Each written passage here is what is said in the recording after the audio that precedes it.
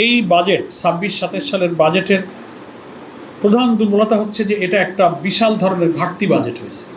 এ বাজেটটা বিরাট ঋণ নির্ভর, লাগামহীন উচ্চ মূল্যস্ফীতি, যেটাকে ইনফ্লেশন বলা হয়, লাগামহীনভাবে কিন্তু মূল্যস্ফীতি বাড়ছে। দলীয় কর্মীদের মধ্যে টাকা ভাগ বটা লুটপাটের একটা আয়োজন হিসেবে এই বাজেট কিন্তু পরিগণিত হবে।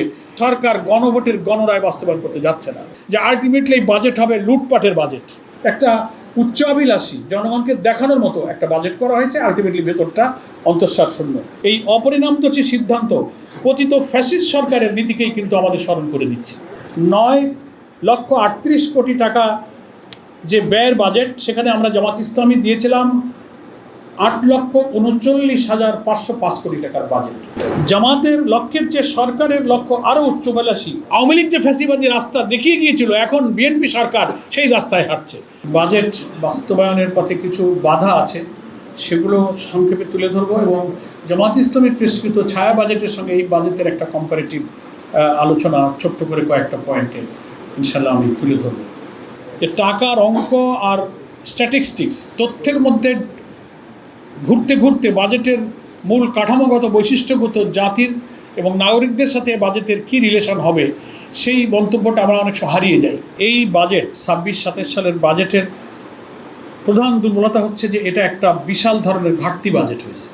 হ্যাঁ, ঘাটতি বাজেট আমাদের দেশের বাজেটের একটা ট্রেডিশন, কিন্তু সেটার একটা মাত্রা থাকে।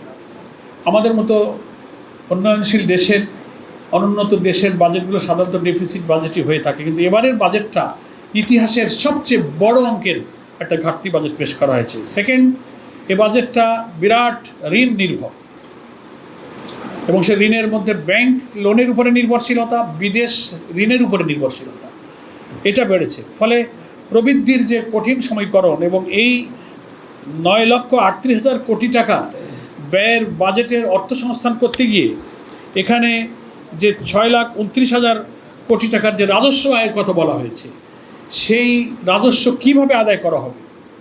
এত বড় ঘাটতি আমাদের বাজেটে, যে ঘাটতি করা হয়েছে প্রায় 2,36,450 টাকার ঘাটতি বাজেট।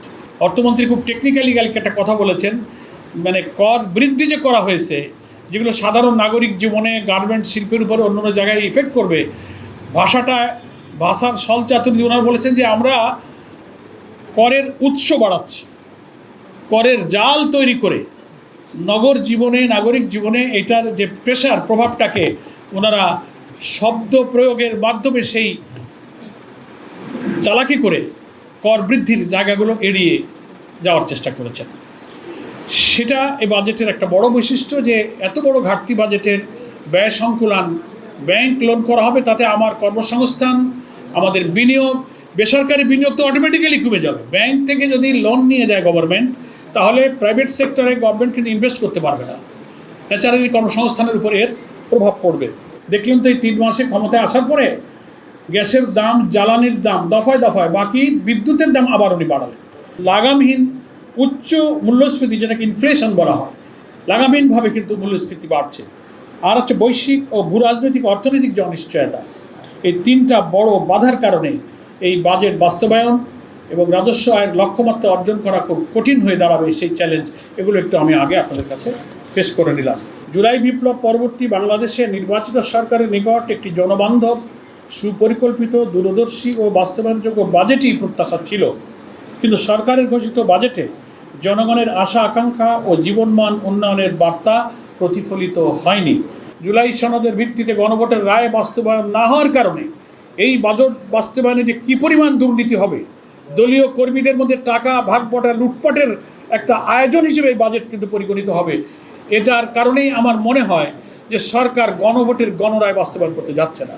জুডিশিয়ারি, ইলেকশন কমিশন, এই যে জুলাই সনদের ভিত্তিতে যে গণভোট হলো, ভোটে প্রায় 70% লোক বলল, যেটা বিএনপি বাস্তবায়ন করতে চায় না। তার কারণ হলো যে এই যে বিশাল অঙ্কের বাজেট, 9,38,00,000 টাকার ব্যয়ের বাজেট হবে, এটা কালকে বাজেট প্রতিক্রিয়ায় জামাত ইসলামের পক্ষ থেকে রাজধানীতে মিছিল করে বলা হয়েছে যে আলটিমেটলি এই বাজেট হবে লুটপাটের বাজেট। জিডিপিতে আগামী অর্থ বছরে 5% নিচে থাকবে, সেখানে বর্তমান সরকারের বাজেটে 9.5% লক্ষ্যমাত্রা অর্জন করা হয়েছে। একটা উচ্চাভিলাষী জনগণকে দেখানোর মতো একটা বাজেট করা হয়েছে, আলটিমেটলি ভেতরটা অন্তঃসার শূন্য। এই অপরিণামদর্শী সিদ্ধান্ত পতিত ফ্যাসিস্ট সরকারের নীতিকেই কিন্তু আমাদের স্মরণ করে দিচ্ছে। রাজস্ব আয়ের ক্ষেত্রে বাস্তবসম্মত কোনো রূপরেখা সরকার দিতে ব্যর্থ হয়েছে। জামাত ইসলামীর সেই ছায়া বাজেটের সঙ্গে দু একটা তুলনামূলক আমি স্ট্যাটিস্টিক্স দিচ্ছি। 9,38 কোটি টাকা যে ব্যয়ের বাজেট, সেখানে আমরা জামাত ইসলামী দিয়েছিলাম 8,39,505 কোটি টাকার বাজেট।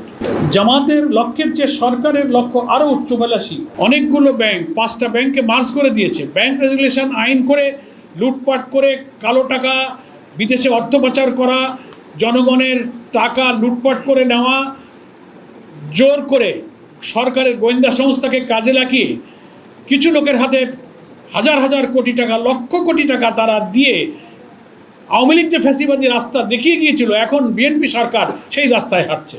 যে ঠিক আছে, এস আলম সাহেব লুটপাট করে খেয়েছে, তো আমরাও এস আলমের ঘাড়ে ভর করে তার এই ইসলামী ব্যাংকটা প্রায় 80% শেয়ার বোধহয় সে জোরদাবন্দি করে তার দখলে রাখছে।